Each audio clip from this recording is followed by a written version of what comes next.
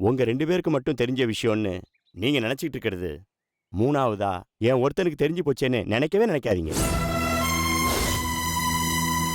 எனக்கு தெரிஞ்ச இந்த விஷயம் கல்லறைக்கே போயிடுச்சுன்னு முடிவு பண்ணிக்கோங்க.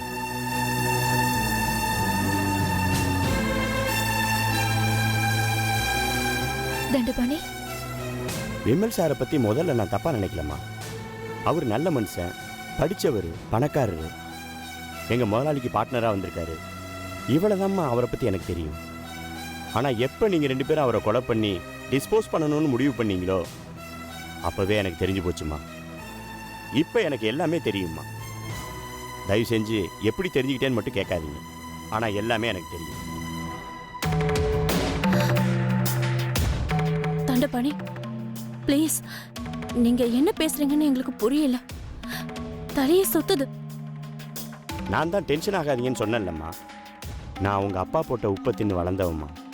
அந்த விசுவாசம் எப்பவுமே என் மனசுக்குள்ள இருந்துகிட்டு இருக்கும். ஒரு மிருகத்தை தான் நீங்க 2 பேரும் அடிச்சு கொண்டிருக்கீங்க. கொன்ன மிருகத்தை தண்ணியில தூக்கி போட்டிருக்கீங்க. இதை ஒரு தப்புன்னு என்னால் நினைக்கவே முடியலம்மா. ஒருவேளை விமல் நல்ல மனுஷனா இருந்து இவங்களுக்கும் அவங்களுக்கும் வேற ஏதாவது பிரச்சனை இருந்திருந்தா அது எனக்கு வேற மாதிரி தோணி இருக்குமா. ஆனா தாலி கட்டின பொண்டாட்டிக்கு நேர்மையா இல்லாம தான் பார்ட்னரோட ஒய்ஃபையை அசிங்கப்படுத்தி களங்கப்படுத்த நினைச்ச ஒருத்தனை மிருகம்னு சொல்லாம மனுஷன்னு சொல்றதுக்கு எனக்கு ரொம்ப அசிங்கமா இருக்குமா. உங்களை அவர் மிரட்டுறாருன்ற விஷயத்த நான் ரொம்ப லேட்டாதாம்மா புரிஞ்சுக்கிட்டேன்.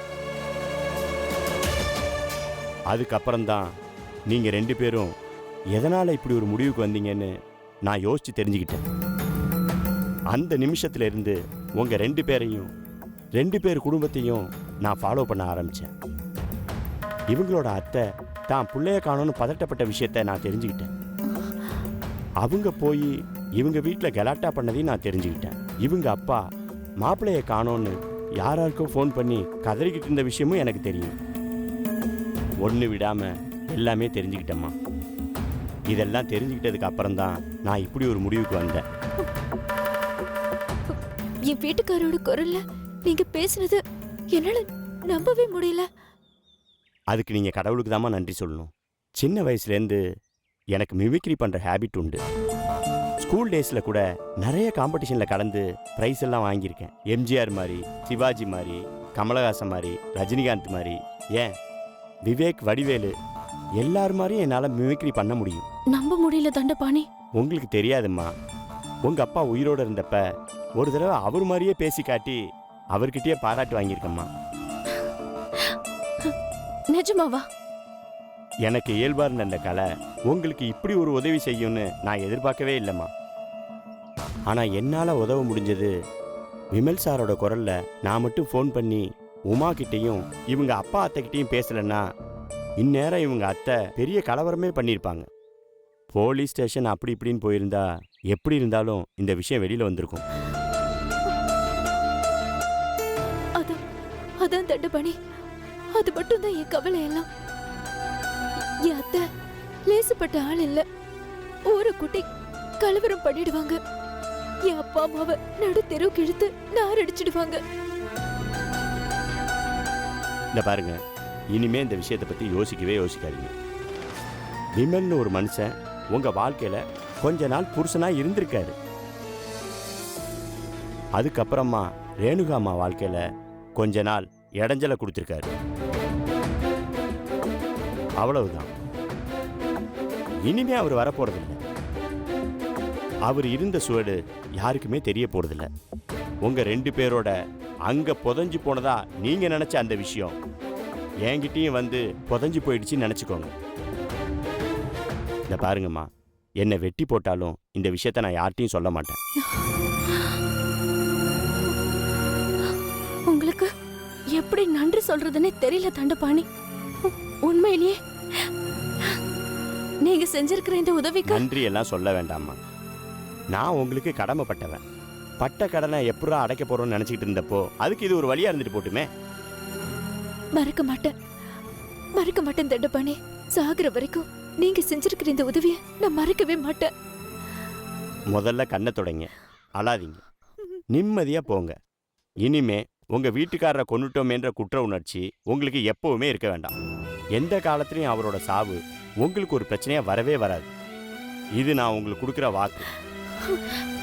நான் வரேம்மா.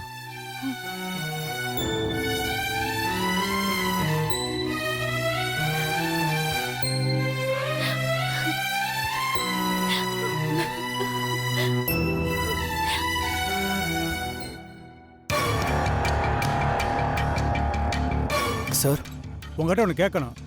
அந்த பழனியோட பட்டான பேர் எப்படி இன்னொருத்தர் பேருக்கு மாறிச்சு? அது வந்து ஹலோ, உங்களை தான் கேட்குறேன். மிஸ்டர் பழனிவேலு ஒரு குறிப்பிட்ட இடத்துல ஃபேக்ட்ரி கட்டி 50-100 பேருக்கு வேலை கொடுத்து சம்பளம் கொடுத்துட்ருக்காரு. அந்த இடத்தோட பட்டா மற்ற டாக்குமெண்ட்ஸும் ரொம்ப பெர்ஃபெக்டாக இருக்குது. அது எப்படி இன்னொரு பேருக்கு மாறிச்சுன்னு கேட்டேன். சார், எனக்கு நீங்கள் கொஞ்சம் டைம் கொடுத்தீங்கன்னா உங்ககிட்ட எல்லாத்தையும் நான் டீட்டெயிலாக எக்ஸ்பிளைன் பண்ணுறேன் சார். தயவு செஞ்சு உங்கள் கேபினுக்கு வரீங்களா? என்ன விளையாடுறீங்களா? கேட்ட கேள்விக்கு நேரடியாக பதில் சொல்லாமல் சுற்றி வச்சு பேசுனீங்கன்னா என்ன அர்த்தம்?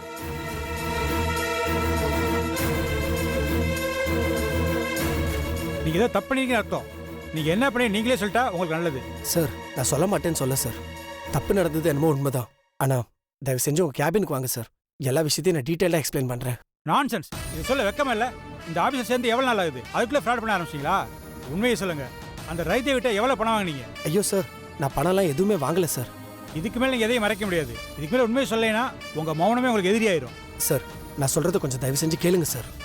அந்த ரத்திதேவி யாருன்றதே எனக்கு இப்போ தான் சார் தெரிய வந்துச்சு. அவங்கள்ட்ட நான் எந்த லஞ்சமும் வாங்கலை. இதெல்லாம் அபாண்டமாக என் மேலே சுமத்தின பழி சார். அப்புறம் எப்படியா பட்டா மாறிச்சு? மிஸ்டர் பழனிவேல் பட்டா நம்பரை ரைதேவிக்கு மாற்றி கொடுக்குற அளவுக்கு நடந்திருக்கீங்கன்னா நீங்கள் பணம் வாங்காமல் எப்படி பண்ணிப்பீங்க? இல்லை வேறு எதுக்காக செஞ்சீங்க? சார், அவங்க கரெக்டாக என்னோட வீக்னஸை பயன்படுத்தி இந்த மாதிரி பிரச்சனையில் என்னை தள்ளி விட்டுட்டாங்க சார். இதுதான் சார் உண்மை. இதை நம்ப சொல்கிறீங்களா? இந்த ஆஃபீஸில் நீங்கள் வேலைக்கு சேர்ந்து 1 மாதம் ஆகுது. அதுக்கு இப்படி ஒரு கேவலமான கருத்தை பண்ணிட்டு வந்துட்டீங்கன்னு எனக்கு ரொம்ப வெக்கமாக இருக்கு. உங்கள் மேலே ஏன் நான் டிபார்ட்மெண்ட் என்கொயரி பண்ணக்கூடாது?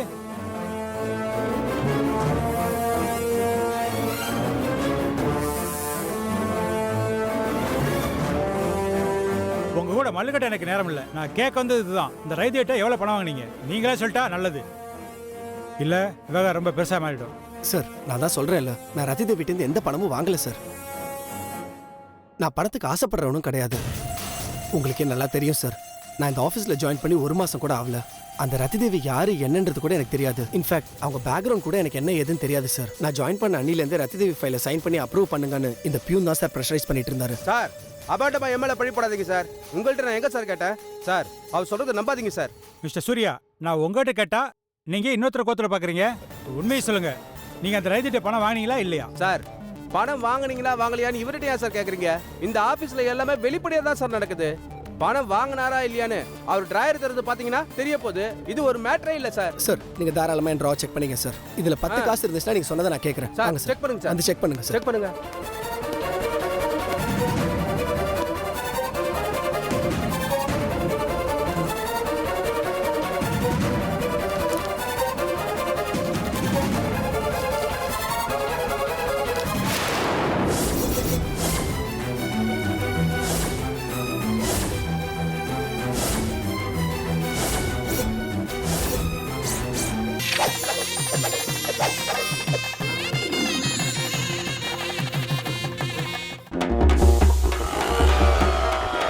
Key roast, sir, idiyappam kurma, அடா பிரேக்ஃபாஸ்ட் காம்போ, அடாடாடா, ஒரு மினி காஃபி வேணும். ஹாட்டா என்ன இருக்கு sir? Dosa, masala dosa. Madam, juice வெரைட்டியில் பார்த்தீங்கன்னா சாத்துக்குடி ஜூஸ், மாதுளை ஜூஸ் எல்லாம் பழைய டேபிள் 2 சேர். அப்போ அதையே 2 எக்ஸ்கியூஸ் மீ, எனக்கு மட்டும் சுகர் கொஞ்சம் கம்மியா. என்னது சர்வீஸ் டாக்ஸ் வேற பில் போட்டு தான் ஆர்டர் பண்ணவே இல்லையா?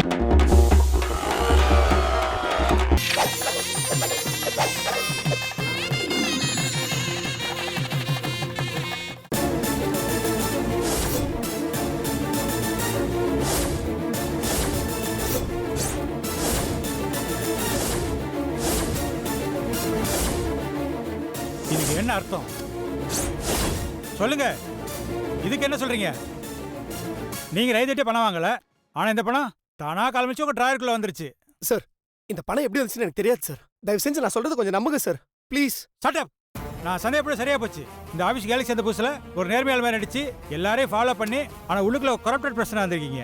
ஒருத்தர் பேர்ல பட்டாவை இன்னொருத்தர் மாத்தி கொடுத்து இவ்வளவு பணம் லஞ்சம் வாங்கிருக்கீங்க. கேட்டா தெரியவே தெரியாதுன்னு சாதிக்கிறீங்க. நான் உங்களை சும்மா விட போறதில்ல சார். நான் சொல்றது கொஞ்சம் நம்புங்க சார் ப்ளீஸ் சார். உங்க காலில் வேணாலும் விழுந்து கேட்குறேன் சார். பட்டா நபர் மாத்தினது என்னமோ உண்மை சார். ஆனா அவங்கள்ட்ட நான் ₹1 காசு வாங்கல சார். ப்ளீஸ் சார் என்ன நம்புங்க சார். நான் உங்களை போலீஸ்ல கம்ப்ளைண்ட் பண்றேன். உங்க விளக்கத்தை அங்க சொல்லிக்கங்க. சார் சார் சார் சார் நான் சொல்றது கொஞ்சம் கேளுங்க sir. Sir please sir.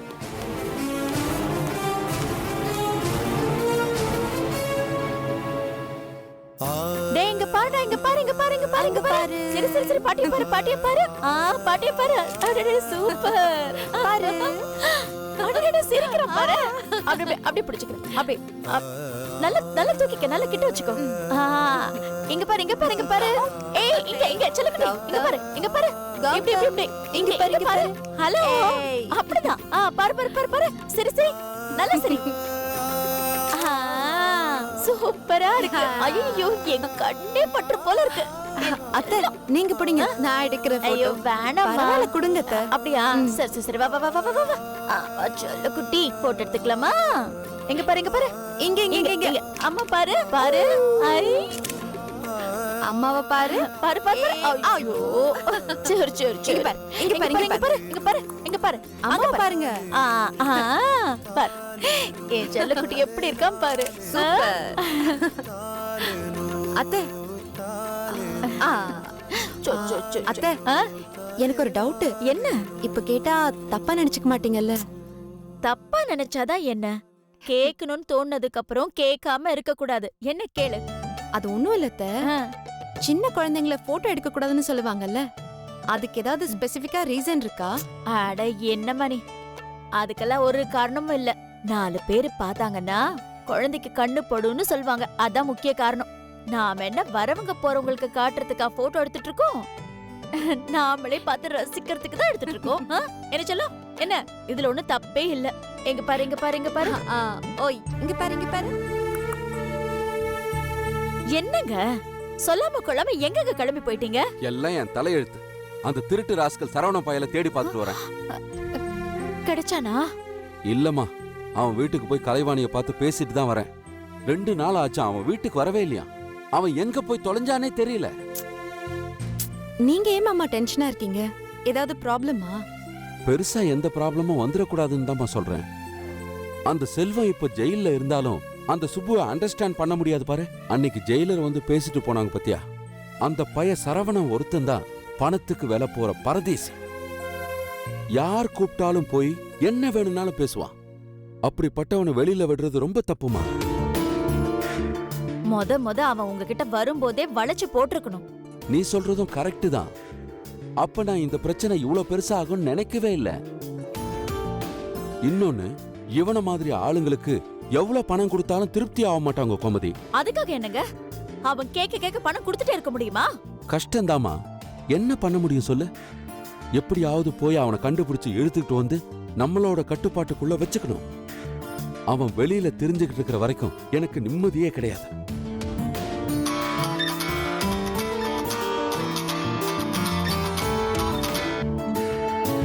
Hello,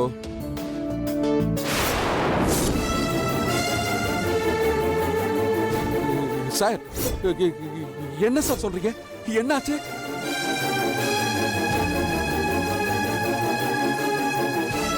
sir, நான் இப்பவே வரேன் சார். இதோ இப்பவே வரேன் சார். என்னாச்சு மாமா? ஏன் இவ்வளவு பதட்டமா பேசுறீங்க? ஐயோ, வேற ஒரு பிரச்சனை பெருசா ஆயிடுச்சு கோமதி. நம்ம சூர்யாவை போலீஸ் அரெஸ்ட் பண்ணிட்டாங்களா?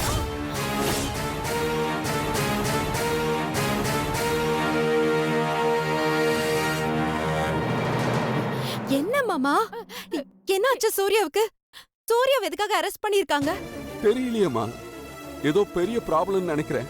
என்னங்க சொல்றீங்க? அவங்க ஆபீஸ்லயே அவன் மேல கம்ப்ளைண்ட் பண்ணி அவனை அரெஸ்ட் பண்ணி இருக்கிறதா போலீஸ் ஸ்டேஷன்ல இருந்து போன் பண்றாங்க. இங்க பாருங்க, நீங்க 2 பேரும் பத்திரமா இருங்க. நான் உடனே போலீஸ் ஸ்டேஷனுக்கு கிளம்பி போய் என்ன ஏதுன்னு விசாரிச்சுட்டு வந்துடுறேன். மாமா, போறப்போ ஒரு லாயரை கூட்டிட்டு போங்க மாமா. எதுவா இருந்தாலும் கூட ஒரு லாயர் இருக்கிறது நல்லதுதான். சரிம்மா. என்னங்க திடீர்னு இப்படி ஒரு குண்டை தூக்கி போடுறீங்களே? எனக்கு ரொம்ப பயமா இருக்குங்க. என்ன ஆச்சு ஏதாச்சுன்னு தெரியலையே. போலீஸ் ஸ்டேஷன்ல இருந்து ஃபோன் பண்றாங்க, உங்க புள்ளைய அரெஸ்ட் பண்ணி கூட்டிட்டு வந்திருக்கோன்னு சொல்றாங்க. இனிமே விசாரிச்சாதான் என்ன ஏதுன்னு தெரியும். சரி, நீங்க 2 பேரும் பதட்டப்படாம இருக்க. நான் என்ன ஏதுன்னு ஒரு எட்டு போய் பார்த்துட்டு வந்துடுறேன். வரமா? என்னமா இது?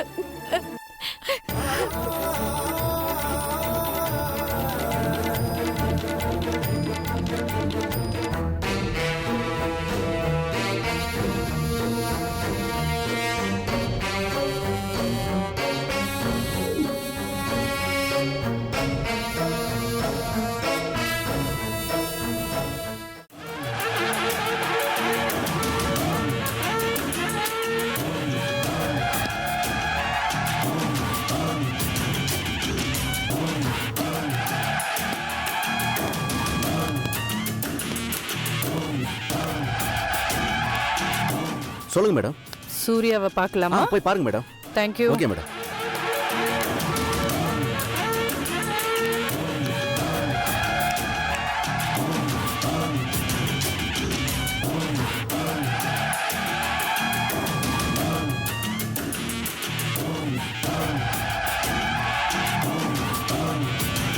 நல்லா இருக்கியா சூர்யா? லாக்அப்ல எல்லாம் வசதியா இருக்கா? இன்ஸ்பெக்டர் சாப்பிட்றதுக்கு ஏதாவது கொடுத்தாரா? இப்போ என்ன வேணும் உனக்கு? ஏன் இப்படி அபத்தமான கேள்வியெல்லாம் கேட்குற? எனக்கு வேண்டியதுன்னு ஒன்று இந்த உலகத்தில் இல்லவே இல்லை சூர்யா. அப்படி ஏதாவது ஒன்று வேணும்னு தோணுச்சுன்னா அதுவே தன்னால் என் கையில் வந்து சேர்ந்துடும். லைஃப்பில் ஃபர்ஸ்ட் டைம் கொஞ்சம் கஷ்டப்பட்டு ஒரு விஷயத்தை அடைய முடிஞ்சதுன்னா அது ஓம் விவகாரத்தில் தான். உனக்கு கூட நான் 5 பைசா லஞ்சம் கொடுக்கலையே. நீயே பட்டால நம்பரை மாத்தி கொடுத்துட்ட. Am I right? ஒரு பக்கம் உன்னை நினைச்சா பாவமா இருக்கு, இன்னொரு பக்கம் உனக்கு இதெல்லாம் வேணும்னு எனக்கு தோணுது. ஐ திங்க் இதுக்கு பேரு தான் வயசு வேகம்னு சொல்லுவாங்க. இதை பாரு, உன்கிட்ட பேசுறதுக்கு எனக்கு ஒன்றும் இஷ்டம் இல்லை. நான் எது பேசுறதா இருந்தாலும் கோர்ட்ல பேசிக்கிறேன். அஃப்கோர்ஸ் கோர்ட்ல பேசிதான் ஆகணும். பேசாமலே இருந்தா செஞ்ச தப்பு கரெக்ட்னு ஆயிரும். பேசினாலும் எடுப்படாம செய்யறதுக்கு என்ன செய்யணுமோ அதை நான் செஞ்சுப்பேன்னு வச்சுக்கோ. இருந்தாலும் நீ செய்ய வேண்டிய கடமை செஞ்சுதானே ஆகணும். இது பாரு, என்ன டார்ச்சர் பண்றது நிறுத்து. உன்கிட்ட பேசவே எனக்கு இஷ்டம் இல்ல. போறேன் சூர்யா. ஆனா நீ ஒன்னு நினைச்சு பார்க்கணும். நீ எங்கே அதை மறந்துடுவியோன்னு ஞாபகப்படுத்துறதுக்கு தான் நான் வந்தேன். அன்னைக்கு என்ன சொன்ன? என்ன மாட்டி விட்டுட்டு என்ன அரெஸ்ட் பண்ண வச்சுட்டு என்ன சட்டத்துக்கு முன்னாடி நிறுத்தி எனக்கு தண்டனை வாங்கி தருவியா? இப்ப என்ன நடந்திருக்கு பார்த்தல்ல? நீ மாட்டி இருக்க, நீ அரெஸ்ட் ஆயிருக்க, இப்போ நீ தான் லாக்அப்ல இருக்க. நீ நாளைக்கு கோர்ட்ல இருப்ப, அப்புறம் ஜெயில்ல இருப்ப. விதி எப்படி ஆக்கி இருக்கு பாத்தியா? இதுக்காதான் சொல்றது, தகுதி தெரியாம தராதரம் தெரியாம யாரோடையும் மோதி பார்க்க கூடாது. ஏய், உன் பேச்சு நிறுத்து. இந்த மாதிரி நீ பேசுறதுனால நீ ஜெயிச்சிட்டே நினைக்காத. இந்த வெற்றி உனக்கு நிரந்தரம் கிடையாது. அதே மாதிரி நான் உள்ள இருக்கிறதும் நிரந்தரம் கிடையாது. அப்படியா நினைக்கிற? பட் எனக்கு அப்படி தோணல சூர்யா. நான் நினைக்கிற வரைக்கும், இல்லனா நான் விரும்புற வரைக்கும் நீ உள்ள இருக்கதான் போற. பாக்குறியா?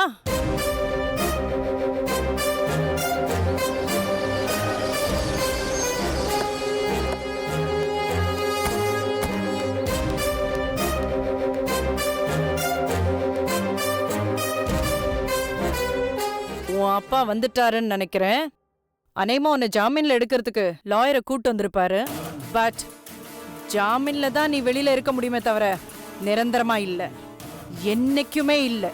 உன் வேலையை பார்த்துட்டு போடி. சரிமா சார், நான் பாருங்க சார்.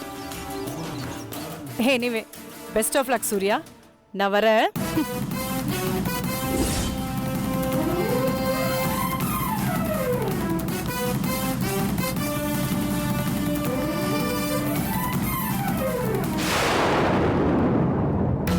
சார், சார், என் பையனை ஜாமீன்ல எடுக்கணும் சார். சார் பதட்டப்படாதீங்க, ஃபர்ஸ்ட் உட்காருங்க.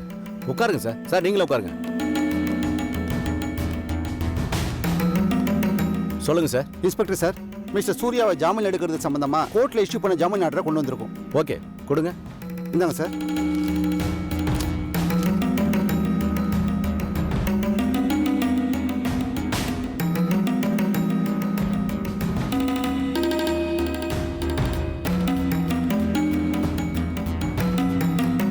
யோ கான்ஸ்டபிள் சார், சூர்யா போய் கூட்டு வா. Okay sir.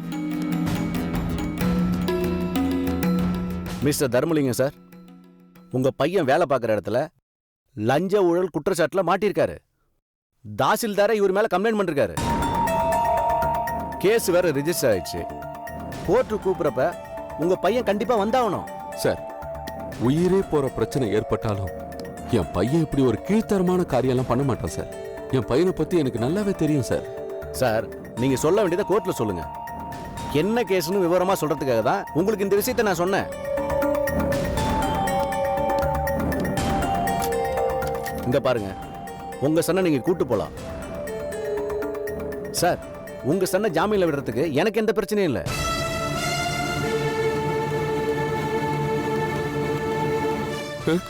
சூர்யா, நீ போய் லஞ்சம் வாங்கிட்டு அது இதுன்னு என்னால இதை ஏத்துக்கவே முடியலடா. ஏன்டா இப்படி எல்லாம்? எல்லாம் என்னோட விதி. எனக்கே தெரியாம நானே ஒரு வேலையில போய் சிக்கிக்கிட்டேன்ப்பா. எல்லாம் அப்புறமா உங்ககிட்ட நான் சொல்றேன். இன்ஸ்பெக்டர் சொல்லுங்க. இப்ப கிளம்பலாம்ல? ஓஎஸ், தாராளமா கிளம்பலாம். யோ, அந்த லெஜர்ல சைன் வாங்கி. சரிங்க சார், வாங்கிடுறேன். இன்ஸ்பெக்டர் சார், சொல்லுங்க சார். கேஸ் ஹியரிங் அன்னைக்கு சூர்யா கண்டிப்பா கோர்ட்ல ஆஜராவாரு. ஓகே, அதுக்கு நான் பொறுப்பேற்றுக்கிறேன். நீங்க தான் பாத்துக்கணும். கண்டிப்பா சார். சார் சொல்லுங்க. லாயர் சொன்ன மாதிரி நான் கோர்ட்ல இருப்பேன். ஓகே, நான் வரேன் sir. Thanks sir. Okay sir.